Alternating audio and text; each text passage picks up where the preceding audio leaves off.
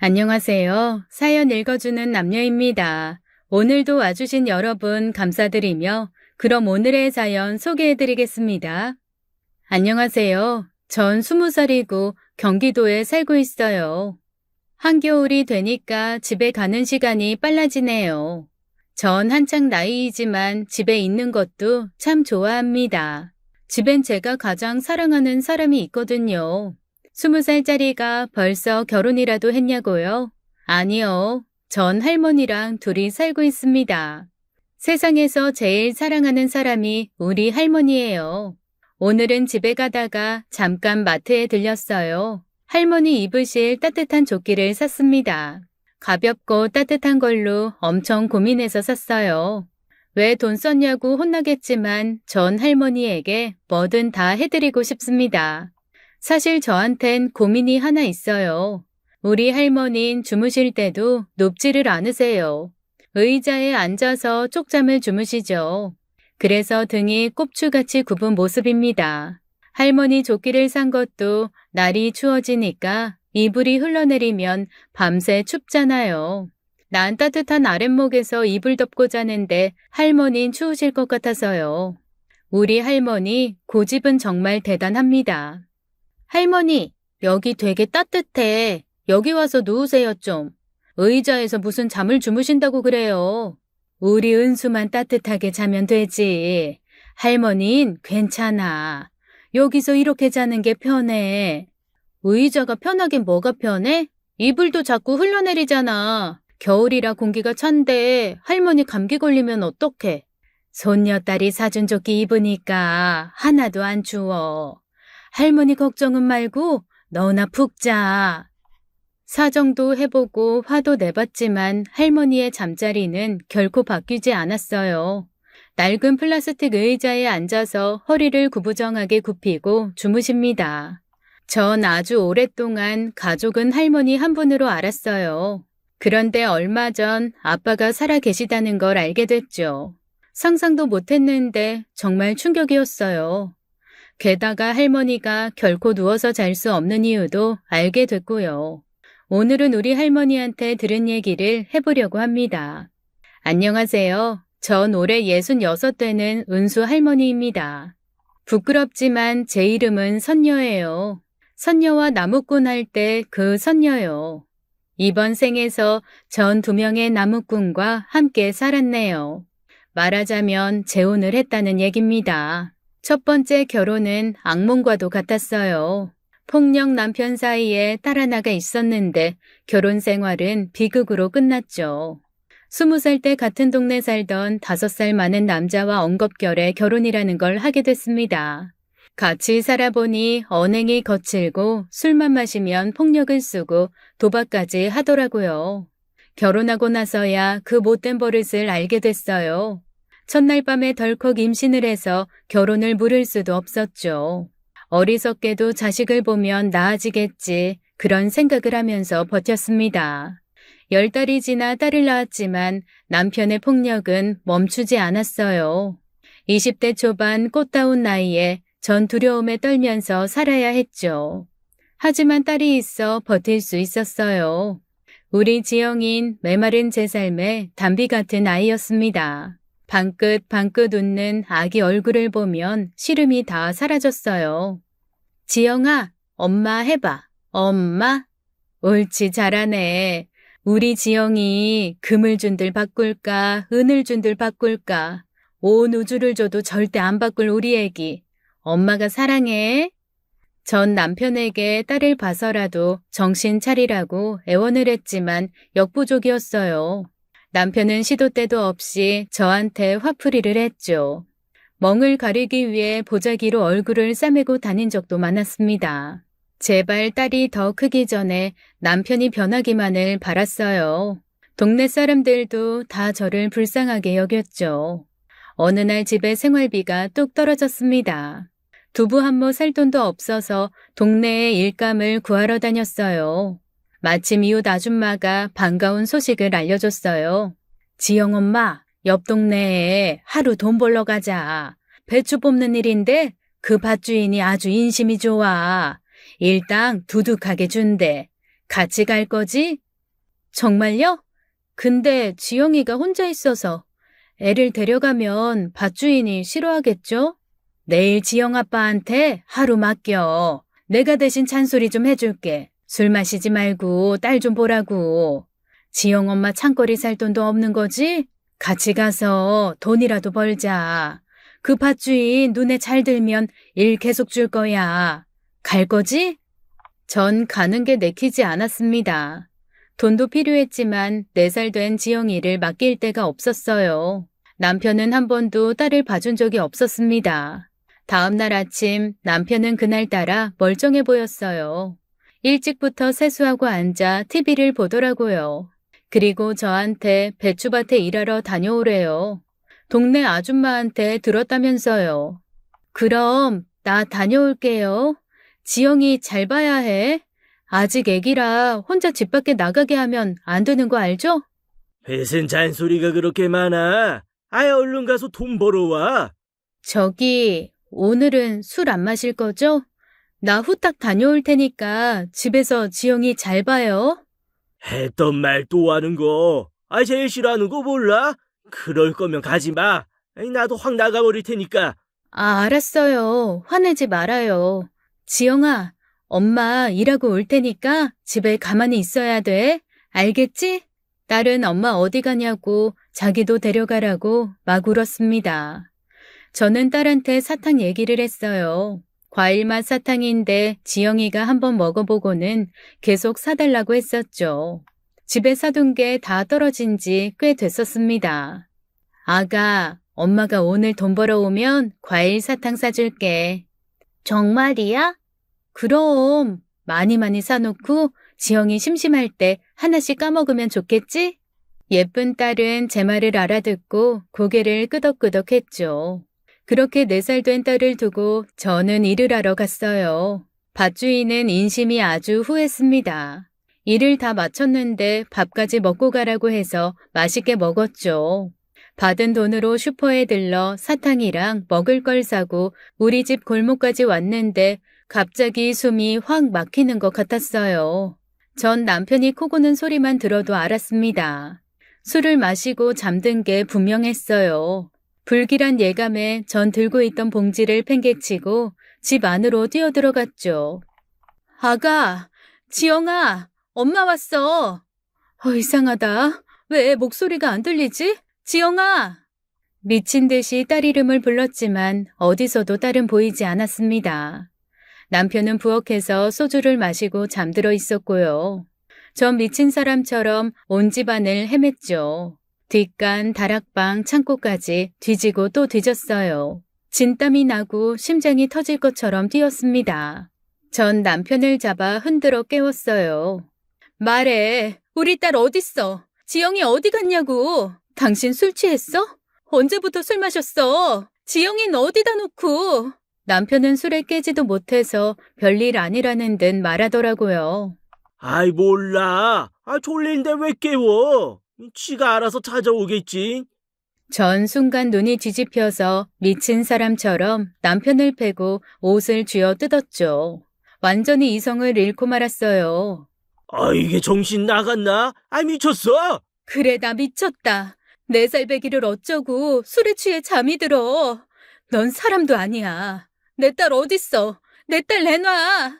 우리 지영이 내놓으라고. 미친 사람처럼 제 머리를 쥐어뜯고 남편을 때렸어요.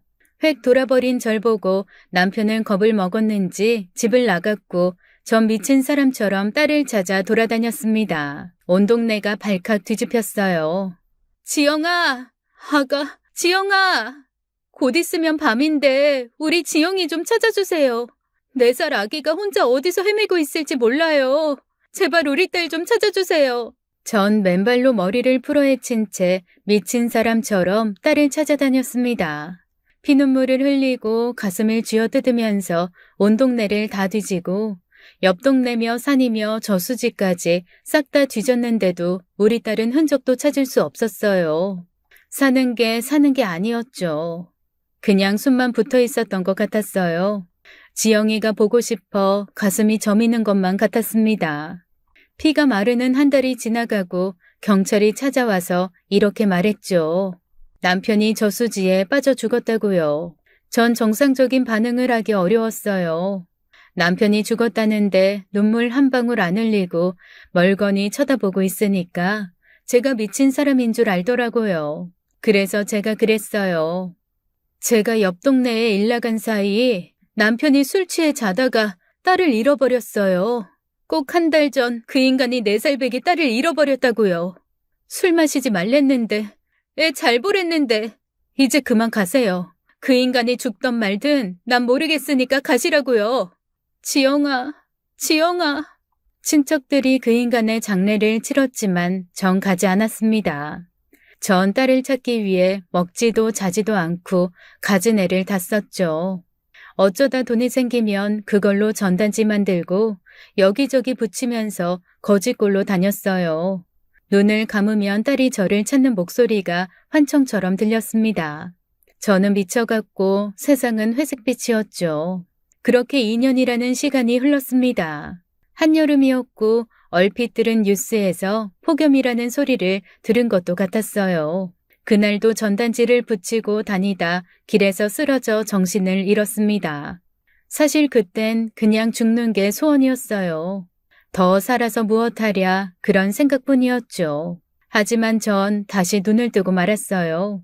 어떤 남자가 절 그늘 아래 눕히고 입에 물을 넣어주고 있었죠. 정신 들어요? 이봐요. 나 보여요. 전 물을 다시 뱉었어요. 어디서 날 구했는지 모르지만 그 자리에 도로 갖다 놓으라고 했죠. 왜 날 구했냐고 그냥 죽게 놔두지 그랬냐고 하니까 남자는 그런 소리 말라고 화를 냈어요. 처음 본 얼굴이 새카만 남자 앞에서 전 엉엉 울어버렸습니다. 잃어버린 4살배기 우리 지영이 얘기를 하고 또 하면서요. 침통한 얼굴로 듣던 남자는 이렇게 말했죠. 그럼 더 고생하지 말고 나랑 다닙시다. 오해는 하지 말아요. 나 이상한 사람 아니에요. 트럭 끌고 다니면서 전국에 물건 팔러 다녀요. 집에 아들도 2이나 있고 어머니도 계시고요. 그쪽 사정이 너무 안타까워 그러니까 한번 생각해봐요. 발이 이게 뭡니까? 얼마나 돌아다녔으면 신발도 돼지고. 자 여기 새 신발 신어요. 이래갖고 딸을 찾으러 다닐 수가 있겠어요. 전 처음 본 남자의 제안을 바로 승낙할 수 없었죠. 그 남자는 5일 동안 그 도시에 머문다고 했어요. 자기 장사하면서 틈틈이 지영이 전단지도 붙여주고 저 먹으라고 김밥 음료수 같은 것도 사주더라고요. 밤엔 잠잘 곳을 잡아주고 본인은 트럭에서 잤고요. 지켜보니 과연 나쁜 사람은 아니었습니다. 만물 트럭이 떠나는 날 남자가 저한테 물었죠. 같이 갈 생각이 있냐고요. 전 구걸에 가며 딸을 더 찾는 건 더 이상 무리라는 생각이 들었습니다. 결국 트럭 옆 좌석에 앉아 그 동네를 떠나게 됐어요. 당시 전 26살이었고 남자는 5살 위에 아들 형제가 있었죠. 같이 다니면서 물건도 팔아주고 남는 시간엔 딸을 찾으러 다녔어요. 밤이 되면 트럭을 정리하고 같이 근처의 보육원을 찾았죠. 그러다 알게 됐어요. 남자는 사별했고 일 다니는 동안 노모가 아이들을 돌봐준다는 것을요. 우린 서로의 아픔을 나누고 위로하다 연민의 정을 느끼게 됐고 결국 함께 살기로 했습니다. 말수는 없어도 따뜻하고 인간미 있는 그 사람은 결혼을 해도 딸을 계속 찾아보라고 절 격려해줬어요. 그렇게 전 재혼이라는 걸 하게 됐죠. 처음 남편의 집에 간 날 8살, 6살 형제는 이렇게 말했어요. 엄마야?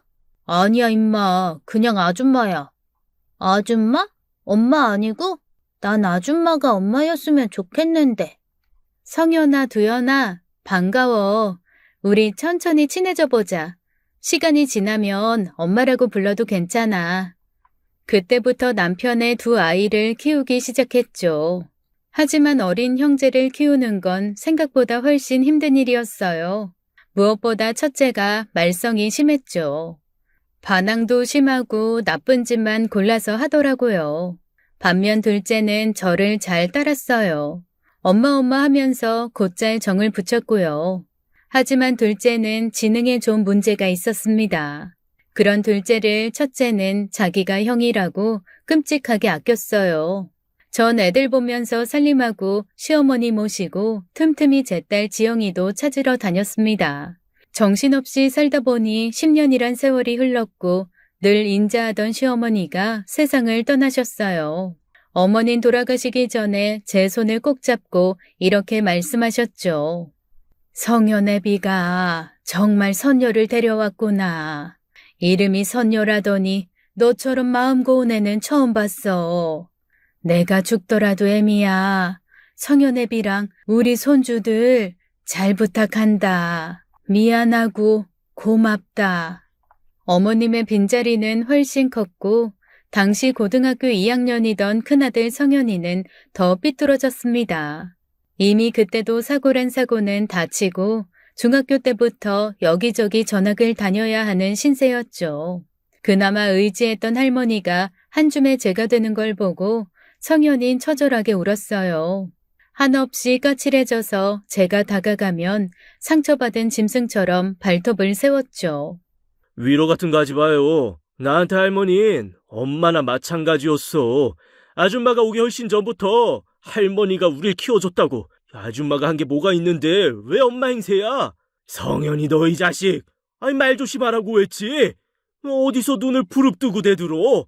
너 이 자식. 할머니 하는 얘기 못 들었어. 엄마한테 잘하라고. 정신 차리고 살라는 유언 못 들었어. 나한테 이래라 저래라 하지 마요. 잘난 척들 좀 그만하라고. 남편이 큰아들을 혼내고 사정도 해봤지만 아무 소용이 없었습니다. 당시 남편은 사업을 크게 하고 있었어요. 저랑 재혼한 직후 만물 트럭을 접고 가게를 시작하더니 주방용품 도소매로 큰 돈을 벌게 됐죠. 경제적으로 윤택해졌지만 큰아들이 늘 속을 썩였어요. 남편과 저의 노력에도 아들의 행실은 고쳐지지 않았습니다.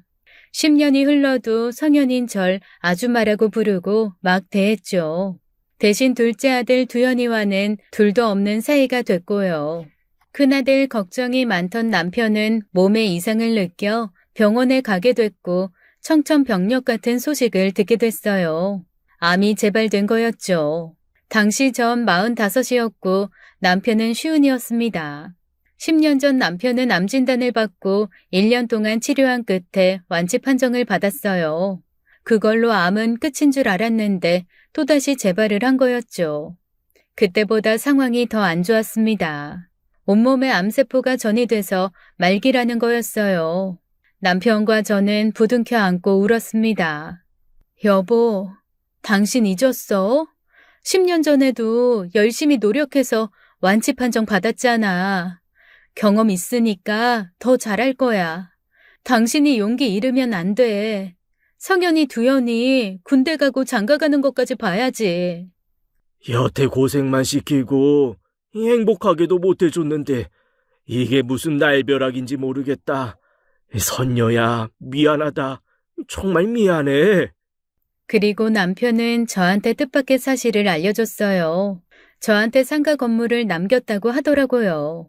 10년 전 암에 걸렸을 때 저 몰래 준비해 둔 것이었습니다. 내가 죽으면 당신 혼자 어떻게 하려고. 더구나 성현이 저 녀석이 그렇게 속을 썩이는데 아프기라도 하면 큰일이잖아. 또 딸도 찾아야지. 상가 있다는 건 절대로 애들한테 말하지 마. 특히 상현이가 알면 어떻게 될지 불보듯 뻔해. 그러니까 당신만 알고 있으라고. 알았어? 남편은 날건달 같은 첫째 때문에 걱정이 많았어요. 재산을 모두 제 앞으로 해놨더라고요. 10년 전 죽을 위기를 넘기면서 이미 준비를 한 거였어요. 저한테 돈이 있으면 큰애 성현이가 절 함부로 대하지 못할 거라고 생각한 거죠. 남편은 손 써볼 겨를도 없이 임종을 맞이했습니다. 여보, 그동안 수고 많았어요. 내가 당신 목까지 열심히 살아볼게요. 지금까지 정말 고생 많았고 하늘에 가선 편히 쉬어요. 거기서 우리 지켜줄 거죠? 고마웠어요, 여보. 그렇게 남편을 보낸 뒤 한동안 정신을 차리지 못했습니다.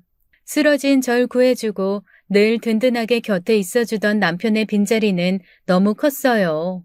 하지만 쓰러져 있을 수만은 없었죠. 정신을 차린 뒤 남편이 남긴 건물에 대해 알아봤어요. 그 상가 건물은 감정가가 100억이 넘었습니다. 엄청난 가치를 지닌 건물이었죠. 전 남편과의 약속을 지키기 위해 입을 꾹 다물었어요. 얼마 지나지 않아 큰아들 성현이가 재산 얘기를 꺼냈습니다. 아줌마, 우리 아빠 재산 어딨어? 다 내놔. 아빠 재산 피부치인 아들들이 받는 게 맞지? 아줌마가 혼자 꿀꺽하려고? 성현아, 그런 말이 어디 있어? 빨리 아빠 재산 내놔. 나랑 두현이가 사이좋게 나눠 가질 테니까 내놓으라고! 전 아들들한테 재산 주는 거 하나도 아깝지 않았어요. 하지만 큰아들을 위한다면 지금 주는 건 절대로 안 되는 일이었죠. 큰아들 성현이는 남편의 죽음 이후 더 정신을 못 차렸습니다. 갈 때까지 간 수준으로 망가져 있었어요. 폭력 사건에도 많이 휘말렸고 가끔 형사로 보이는 사람들까지 찾아와 큰애를 찾았죠. 돈도 빚까지 져가며 함부로 막 쓰고 있었고요. 아들이 그렇게 된 모습을 보면 가슴이 저미듯 아파왔습니다. 큰돈이 생기면 더 심하게 망가질 게 분명했어요. 전 굳게 마음을 먹고 이렇게 말했습니다. 성현이 너 잘 들어. 이제라도 정신 차리고 살면 재산 주는 거 생각해 볼게. 공부까진 안 바래. 기술 배워서 직장 다니고 결혼하고 가정 꾸려봐.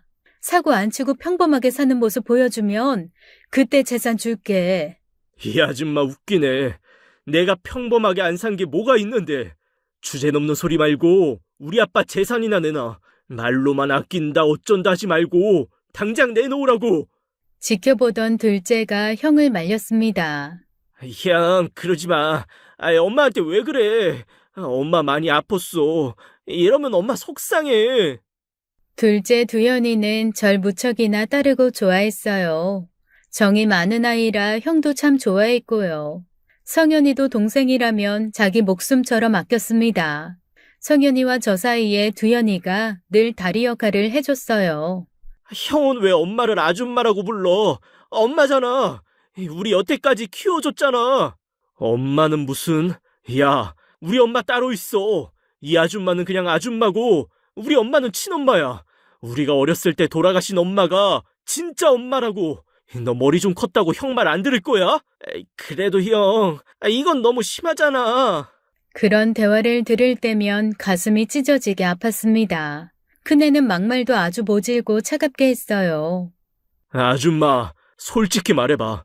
친딸 찾으려고 우리 아빠랑 결혼했지. 돈 없고 굶어 죽게 생겼으니까 아빠 돈 빼돌려 마음대로 쓰려고 한 거 아니냐고. 성현아, 그런 못된 말이 어디 있어? 솔직하게 말해봐. 아줌마가 왜 내 엄만데. 이제 아빠도 없으니까 마음대로 할 수 있겠네. 한 재산 챙겨서 딸이랑 살 거잖아. 전 순간 큰아들의 서운함을 읽을 수 있었어요. 사실 재혼 직후엔 집을 자주 비우기도 했습니다. 정신이 온전치 못하기도 했고 조바심을 누를 수 없었어요. 성현이 두현이를 보다가도 딸이 떠오르면 견딜 수가 없었죠. 어느 날부터 큰아들은 딸의 사진이 있는 전단지를 찍고 숨겼습니다. 딸 찾으면 뒤도 안 돌아보고 떠나려고 했지? 나 다 알아. 내가 얼마나 눈치가 빤했는데. 여태 딸 못 찾으니까 우리한테 붙어 있는 거잖아. 성현아, 아니야. 난 너일 떠날 생각이 없었어. 아빠랑 혼인신고까지 한 거 몰라? 어렸던 성현인 엄마가 많이 그리웠을 거예요. 그 와중에 새엄마라고 왔는데 친딸을 찾으러 나가면 불안했던 거죠. 그 마음이 불씨가 돼서 커서도 반항을 하는 것 같았고요. 성현이는 제 진심을 정말 몰라줬습니다. 전 아들들을 하늘이 내려준 선물이라고 생각하고 진심으로 사랑했어요. 큰애가 사고치고 반항을 해도 전 포기할 생각이 없었죠. 일찍 엄마를 잃은 애들이 안쓰러워 더 마음에 품었던 것 같아요. 한편으론 우리 딸도 어디 가서 그런 대접을 받기 원했습니다. 내가 진심으로 두 아들을 사랑하면 우리 딸도 그렇게 지내지 않을까 그런 바람도 있었죠. 하지만 계산 속으로 애들을 대한 적은 결탄코 없었어요. 아침밥도 꼭 새밥 지어 먹이고 도시락도 정성을 다해 싸줬습니다. 대화도 많이 하고 싶었는데 큰아들과는 유독 잘 안 됐어요. 하지만 둘째 두연이와는 둘도 없는 모자 사이가 됐습니다. 장을 보러 갈 때도 제 손을 꼭 잡고 가고 커서도 말을 참 예쁘게 했죠. 엄마, 무거운 거 들지 마요. 엄마 팔 아프면 큰일 나. 괜찮아. 엄마도 들게 이리 줘. 무랑 감자가 얼마나 무거운데. 엄마는 내가 지켜요. 고생하면 안 돼. 내가 엄마보다 힘 세잖아. 두연인 슈퍼맨이다. 형 때문에 제가 속상해서 울고 있으면 둘째가 다가와 위로해줬어요. 남편이 세상을 뜨고 두연인 한시도 혼자 있지 않으려고 했습니다. 할머니 아빠처럼 제가 그렇게 될까봐 불안해했죠. 성현이도 그런 동생을 애처로워했지만 저에 대한 태도는 변함이 없었습니다. 게다가 재산을 달라며 이런 말까지 했어요. 이러면 되겠네. 내가 아줌마 친딸 찾아오면 어떻게 나올 건가? 아빠 재산 그때는 다 포기할 수 있어? 성현아, 그게 무슨 소리야? 내가 아줌마 딸 찾아주면 될 거 아니야. 그땐 이상한 핑계 대지 말고 아빠 재산 토해내셔. 어때? 괜찮은 제안 아닌가? 너 무슨 말을 그렇게 하니? 큰애는 제 딸을 찾아오겠다며 큰 소리를 치고 집을 나갔어요. 그 대가로 남편의 100억짜리 건물을 달라는 거였습니다. 제 아픔을 담보로 건물을 요구하는 큰아들이 너무 야속하고 애달팠어요. 전 한없이 오열하며 아픔을 사귈 수밖에 없었죠. 그렇게 큰애가 떠나고 전 둘째와 조용히 살아갔습니다. 그렇게 1년이 지났어요. 어느덧 제가 이 집에 온 지 20년이 훌쩍 지나 있었죠. 두 아들은 28, 26이 돼 있었고요. 제 나이는 40 중반을 넘어가고 있었습니다. 그때 제 소원은 집 밖으로 떠도는 큰애가 돌아오는 것뿐이었어요. 큰애가 집을 나갔던 날처럼 매서운 한파가 닥친 날이었죠. 두연이가 좋아하는 코다리찜을 해주려고 시장에 다녀오는 길이었습니다. 현관에 낯선 신발이 2켤레나 놓여 있었습니다. 두연아, 엄마 왔다. 친구들 왔니? 아니, 넌 성현이 아니냐?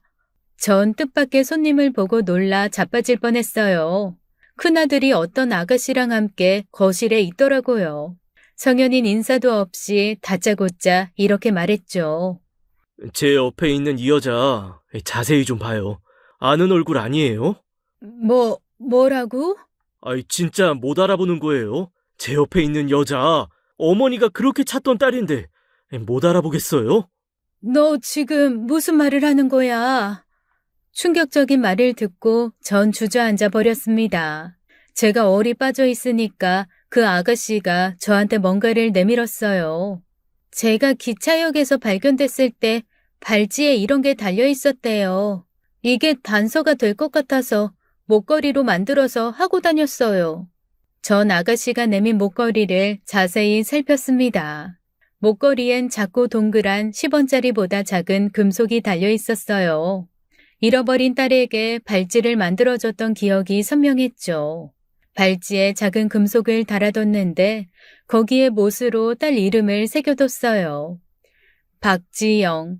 분명히 제가 새겨놓은 게 맞았습니다. 이걸 아가씨가 어떻게 갖고 있어요? 박지영, 이 세 글자 내가 새긴 거 맞는데. 아가씨, 고개 좀 들어봐요. 우리 딸 얼굴에 흉터 있는데 혹시 있어요? 어디 좀 봐요. 전 울먹이는 아가씨의 얼굴을 떨리는 두 손으로 잡았습니다. 오른쪽 눈 밑에 있어야 할 흉터를 찾았죠. 순간 머리에 전기가 튀고 눈앞이 아찔했어요. 아가씨 얼굴에도 똑같은 흉터가 있었습니다. 네가 지영이니? 정말 내 딸 맞아? 지영아, 엄마 알아보겠어? 너 정말 내 딸 지영이 맞구나.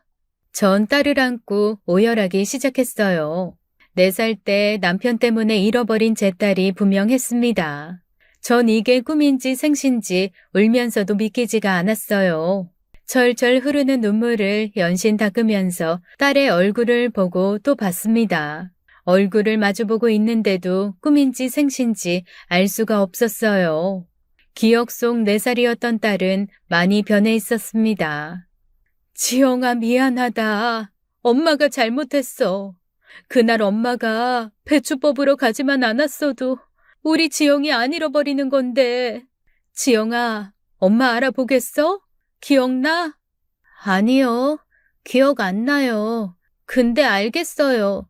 여기 심장이 아파요. 너무 아파서 숨을 못 쉬겠어. 아무것도 기억나지 않는다는 딸의 말에 전 대성통곡을 했습니다. 금이야 오기야 그렇게 예뻐하던 딸의 기억 속에 저는 없었어요. 하지만 이제부터 다시 싸우면 될 것 같았습니다. 만났으니 여한이 없었죠. 제 평생의 소원이 우리 딸을 찾는 거였는데 그게 이루어진 거였어요. 이상한 건 큰아들도 완전히 달라졌다는 거였습니다. 어머니 어머니 하면서 애틋하게 구는데 가슴이 벅차 숨도 못 쉴 지경이었죠. 전 되찾은 딸 2 아들과 함께 일주일이란 시간을 꿈같이 보냈어요. 밤이면 딸이랑 같이 이불 깔고 누워 밤새도록 이야기를 나눴습니다. 그동안 어떻게 살았는지 속 얘기를 한없이 꺼냈어요. 새벽녘에 딸은 잠이 들어도 전 잠을 잘 수가 없었죠. 딸의 얼굴을 보고 또 보고 수도 없이 어루만졌습니다. 과일맛 사탕을 좋아하고 작은 입으로 종알종알 말도 잘하던 지영인 어느새 다 자란 아가씨가 돼 있었어요. 지금이라도 딸을 찾아 너무 다행이었고 더는 세상을 원망하지 말자 다짐했죠. 그동안 못해준 거 다 해주면서 지영이랑 행복하게 살고만 싶었습니다. 일주일이 지난 후 성현이가 저한테 얘기를 하자고 했어요. 큰앤 껄렁하지도 않고 점잖고 반듯해졌죠. 저한테도 어머니라고 부르며 존댓말까지 썼고요. 1년 동안 무슨 일이 있었는지 궁금했지만 묻지 않고 있었습니다.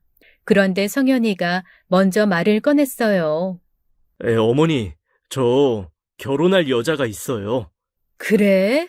그랬구나. 좋은 아이를 만난 모양이지? 정말 축하한다. 근데 도움이 필요해요. 1년 동안 지영이 찾느라 모은 돈도 다 떨어졌어요. 결혼해서 자식 낳고 살려면 기반이 있어야 하는데. 돈 한 푼 없이 어떻게 가정을 꾸려? 엄마가 어떻게 도와줄까? 말만 해. 다 해줄게. 가게라도 차려서 와이프랑 같이 해보고 싶어요. 그래서 말인데요, 어머니. 1년 전에 한 약속 지켜주실 수 있어요? 큰애는 갑자기 제 앞에 무릎을 꿇었습니다. 그러더니 엎드려 울기 시작했어요. 어머니, 제가 잘못했어요. 그동안 망나니처럼 군 거 용서해주세요. 지영이 찾으면서 또 결혼할 여자 만나면서 저 변했어요. 어머니 죄송합니다. 저 한 번만 용서해주세요. 다시는 전처럼 돌아가지 않아요. 1년 전에 전 사람이 아니었어요, 어머니. 전 크게 놀랐습니다. 성현이는 지난날의 과오를 씻고 새 출발을 하고 싶다면서 진심으로 사죄를 하고 있었어요. 전 큰애를 안아 일으키며 이렇게 말했죠. 성현아, 우리 큰아들, 엄마가 약속 지킬게. 네 아버지가 준 건물, 엄마 욕심 없다. 너랑 두현이한테 다 줄게. 엄만 더 바라는 거 없어. 고맙다, 성현아. 우리 아들, 정말 고마워. 아들은 무릎을 꿇은 채 꺼이꺼이 울었고 저 역시 회한의 눈물을 흘렸습니다. 이제 제가 할 일은 다 끝난 것 같았어요. 잃어버린 딸도 찾았고 성현이도 건달 생활을 청산하게 된 거였죠. 엄마로서 이보다 큰 행복은 없을 것 같았습니다. 그때 갑자기 둘째가 끼어들었어요. 거짓말하지 마, 형. 저 여자 우리 엄마 딸 아니잖아. 그러자 갑자기 큰애가 벌떡 일어나더니 눈을 부릅떴습니다. 너 조용히 못해? 무슨 말도 안 되는 소리야. 엄마를 이렇게 속여도 돼? 방에 있는 저 여자 엄마 딸 아니라며. 내가 다 들었어. 지난밤에 다 들었다고. 야, 이 자식아, 말이면 단 줄 알아? 너 이상한 꿈 꾸고 헛소리 하는 거 아니냐고. 형이나 헛소리 하지 마. 엄마한테 왜 그래? 내가 그러지 말라고 빌었잖아. 형, 천벌 받아. 나 바보지만 그 정도는 안다고. 엄마, 형이 데려온 여자 엄마 딸 아니에요. 다 가짜라고요. 순간 피가 마르고 현기증이 돌아 비틀거렸습니다. 둘째는 절 붙잡고 다 털어놨어요. 어젯밤 둘째가 슈퍼에 가려고 나갔다가 큰아들이 하는 얘기를 들었다는 거였죠. 저 여자 엄마 딸도 아니고 형 애인이라며. 둘이 짜고 지영이인 것처럼 속인 거잖아. 엄마 건물 뺏으려고. 100억짜리 건물 형이 가지려고. 이 자식이 말이면 단 줄 알아? 입 다물라고. 싫어. 형은 그러면 안 돼. 저 여자도 나빠. 엄마 속으면 안 돼. 미안해. 엄마, 내가 대신 미안해. 이게 다 무슨 말이냐? 지영이가 뭐라고? 가짜라니 무슨 얘기야? 그럼 내 딸이 아닌데 그런 척 했다는 얘기야? 저 애가? 첫째가 건물을 가지려고 자기 애인을 제 딸인 척 저를 속였다는 얘기였어요.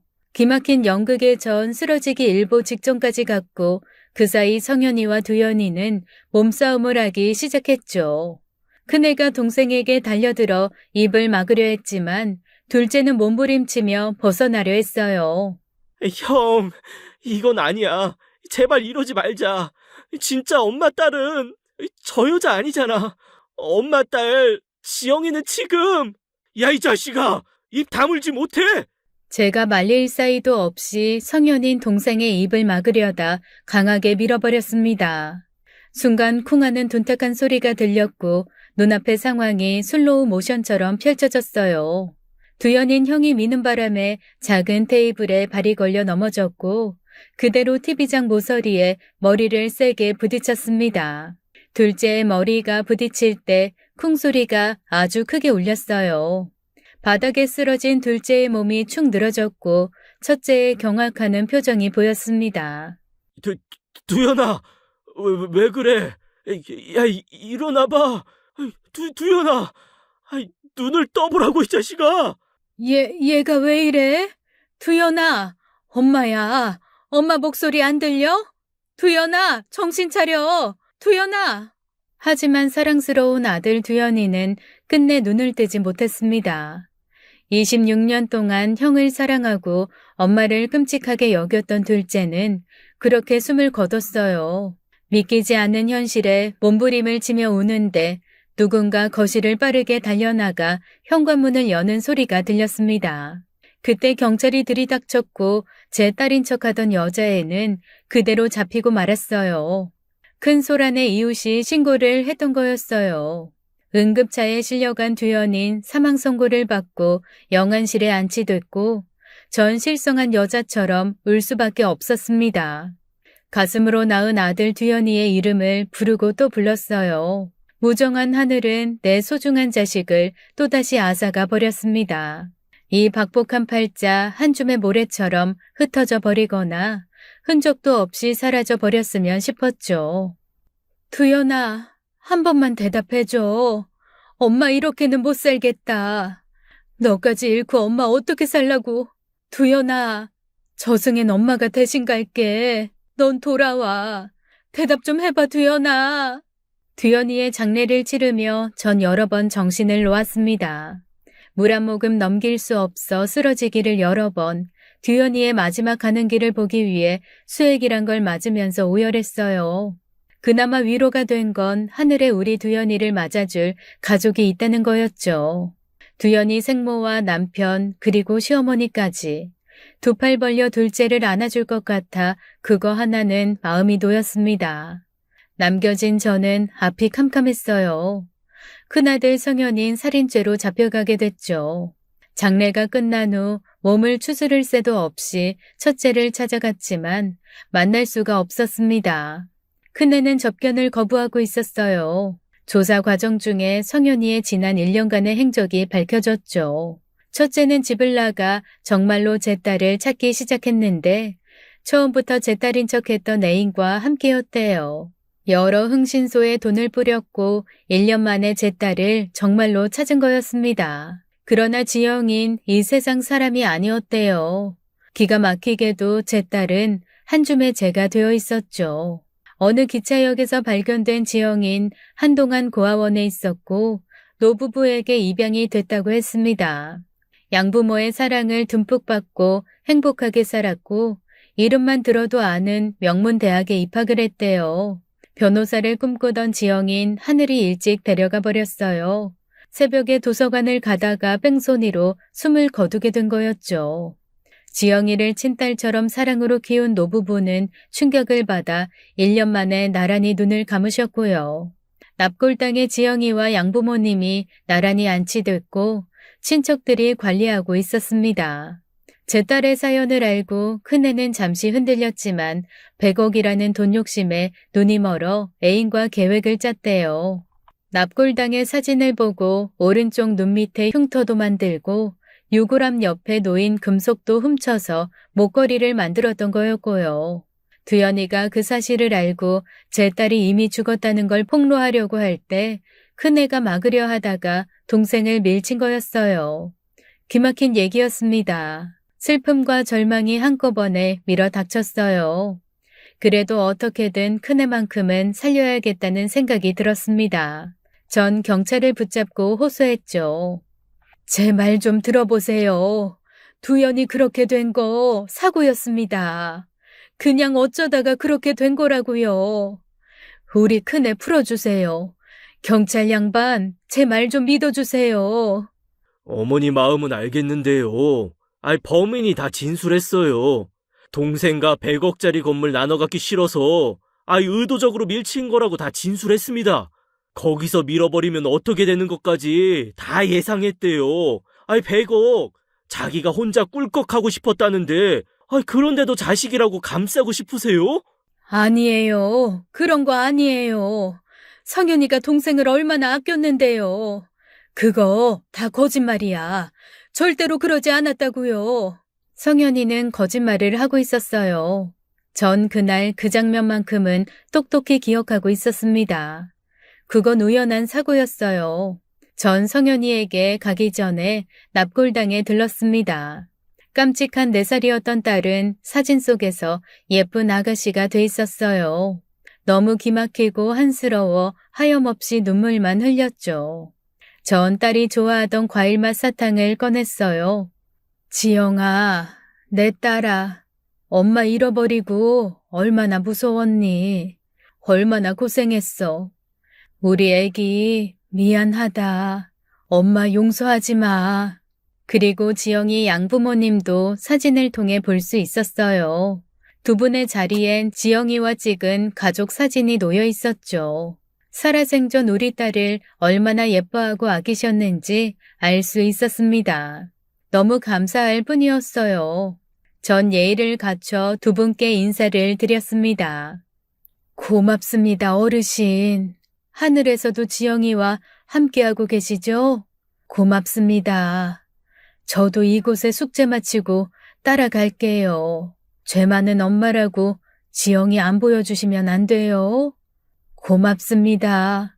그리고 죄송합니다. 딸 지영이를 가슴에 묻고 성현이를 보러 가는 길, 전 고민에 빠졌습니다. 앞으로 어떻게 해야 할지 알 수가 없었어요. 큰애는 내내 면회를 거부했지만 재판 전에 딱 한 번 면회를 허락해줘서 만났습니다.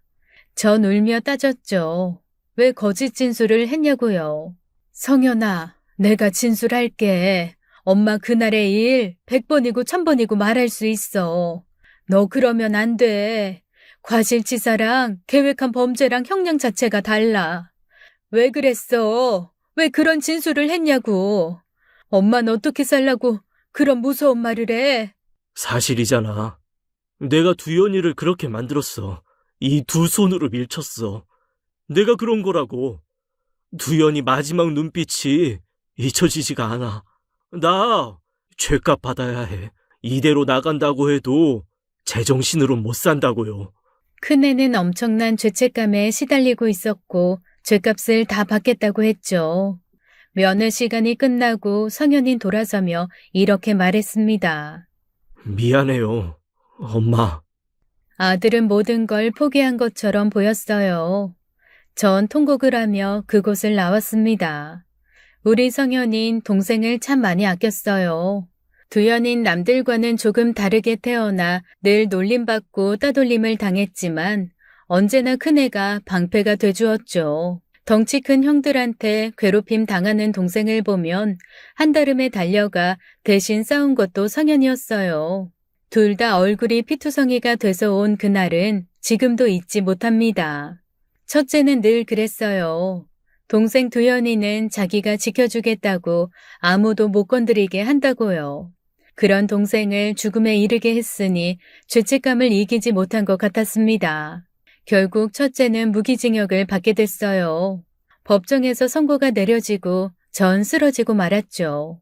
어떻게든 이를 바로잡고 싶었지만 면회를 할 수가 없었어요. 늘 거절당했고 전 발만 동동 굴렀습니다. 성현이가 교도소에 간 지 2년이 지났을 때였어요. 제 딸인 척했던 성현이의 애인이 찾아왔습니다. 그 앤 혼자가 아니었어요. 아기를 안고 왔는데 큰아들의 딸이라고 했죠. 성현이가 감옥에 가자마자 임신 사실을 알았다고 했어요. 그 앤 아기만 제 곁에 남겨놓고 한밤중에 사라져 버렸습니다. 은수는 그렇게 제가 키우게 됐어요. 전 손녀딸 은수를 안고 아들이 있는 교도소를 찾아갔죠. 늘 면회를 거부하던 큰아들이 그날은 나오더군요. 전 말없이 아이의 얼굴을 보여줬습니다. 돌이 지난 은수는 얼굴이 뽀얗고 너무나 예뻤어요. 처음 본 아빠 앞에서 방긋방긋 웃으면서 애간장을 녹게 했습니다.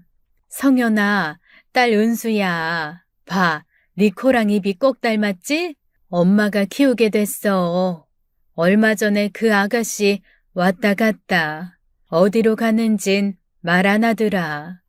얘가 내 딸이라고요? 아들은 꽃같이 예쁜 딸을 보면서 하염없이 울기만 했어요. 그리고 이렇게 말했습니다. 예, 어머니, 부탁이에요. 은수한테 제가 여기 있다는 얘기 하지 말아주세요. 아니, 아빠가 살아있다는 것도 알려주지 마세요. 부탁이에요.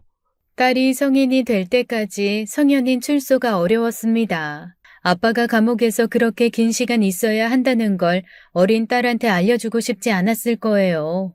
전 알았다고 하고 손녀를 안고 나왔죠. 아기를 키우니 하루가 너무 짧았어요. 늘 눈물로 살았는데 은수는 절 웃게 했고 살게 했습니다. 첫째는 편지를 보내오기 시작했어요. 자신의 죄를 반성하는 절절한 내용이었죠. 전 답장으로 은수가 커가는 모습을 써서 보냈습니다. 그렇게 20년이라는 세월이 흘렀어요. 큰아들은 모범수로 20년 복역하고 가석방을 앞두게 됐죠. 손녀딸 은수는 어느새 성인이 되어 절 챙겨주고 있었습니다. 전 때가 됐다는 생각에 어렵게 입을 열었어요. 은수야, 할머니가 할 얘기가 있어. 조금은 길지도 모르고 은수가 충격받을 수도 있지만 할미는 은수를 믿는다. 사실 은수한텐 아빠가 있어. 아빠가 이제 곧 사회에 나온단다. 아빠가 살아있었어?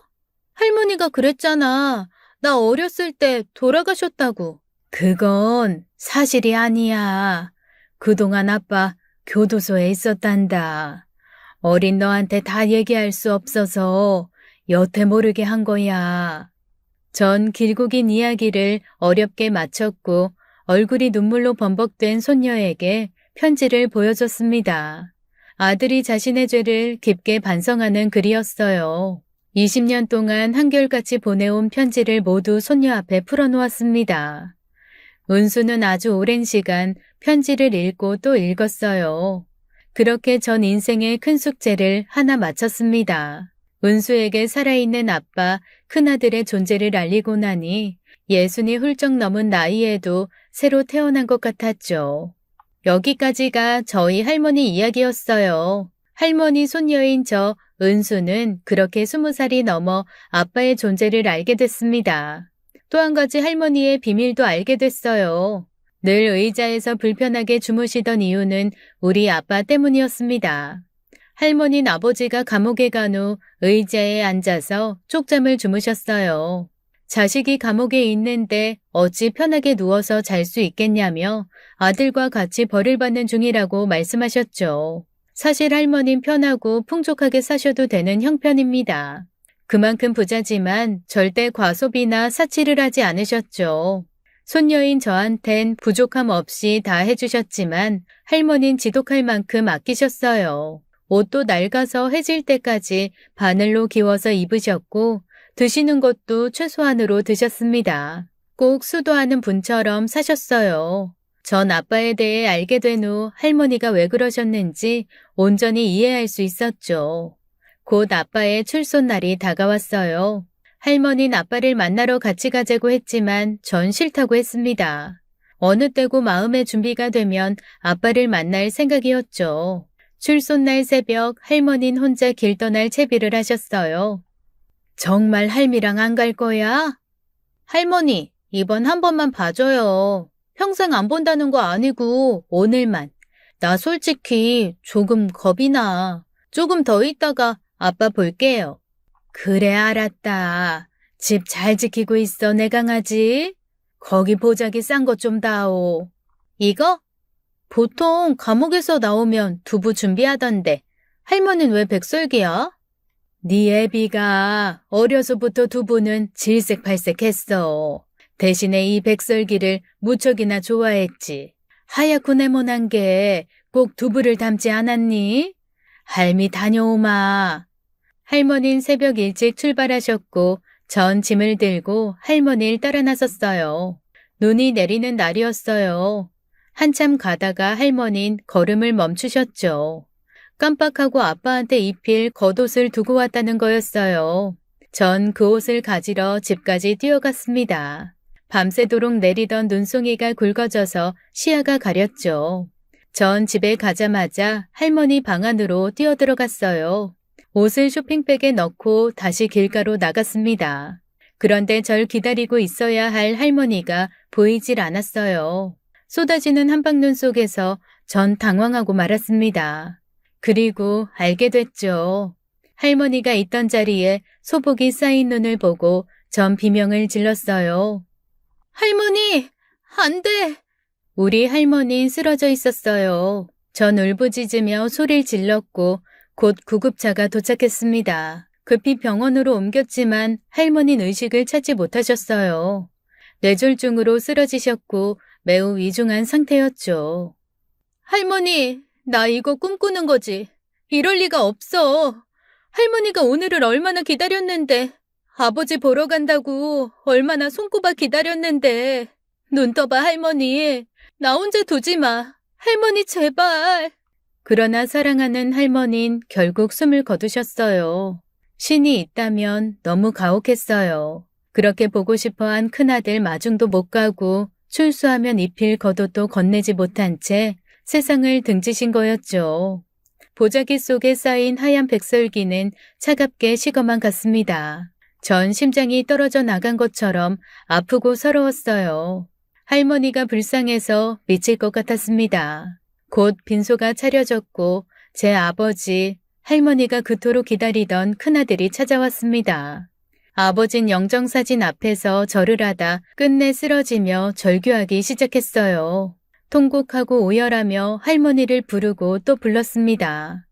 아무도 아버지를 말릴 수 없었어요. 너무 애절하고 가슴이 찢어져서 저도 아버지 옆에 쓰러져 울음을 터뜨렸죠. 어머니, 이렇게 가시면 어떻게 해요? 죄송합니다, 어머니. 잘못했어요, 어머니. 전 어머니 사랑을 받을 자격이 없었어요. 이 못난 자식을 왜 그렇게 기다리고 또 기다렸어요? 그냥 집에 계시지. 아니, 내가 갈 때까지 따뜻한 집에 계시지. 전 이제 어떻게 살아요? 어머니 이렇게 보내고 어떻게 살아요?